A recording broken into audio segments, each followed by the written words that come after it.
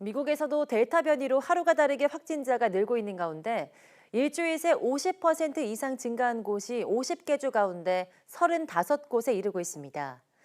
미국 보건당국자들은 백신 접종을 확산을 멈출 대안으로 보고 있는데요.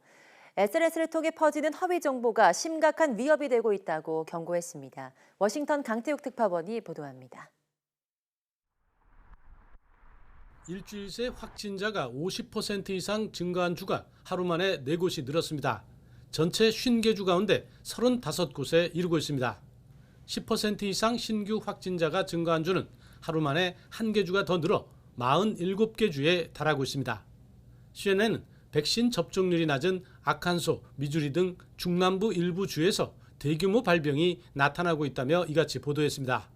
In some parts of Missouri, the number of COVID-19 cases are exceeding any numbers they've seen at any time during this pandemic. 뉴욕타임스는 미국 전체적으로는 지난달 하순 11,000여 명으로 바닥을 쳤던 하루 감염자가 26,000여 명으로 2배 이상 증가했다고 전했습니다. 반면 12세 이상 백신 접종률이 83%로 가장 높은 버몬트주의 하루 평균 신규 확진자는 11명에 그치고 있습니다. 백신이 효과가 있다는 것인데 미국 전체적으로는 접종률이 정체를 빚고 있습니다. 지난 4월 중순 330만 명으로 정점을 찍었던 하루 접종자 수는 최근 55만 명까지 내려왔습니다. 백악관 대응팀은 허위 정보가 백신 접종을 막고 있다며 공중보건에 심각한 위협이라고 규정했습니다.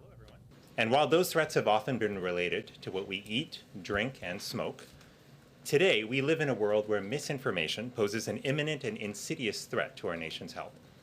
특히 12명가량이 백신에 반하는 허위 정보를 65%나 생산하고 있으며 여전히 SNS상에 떠돌고 있다고 설명했습니다.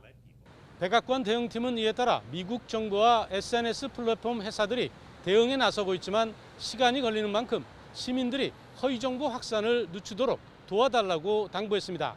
워싱턴에서 YTN 강태욱입니다.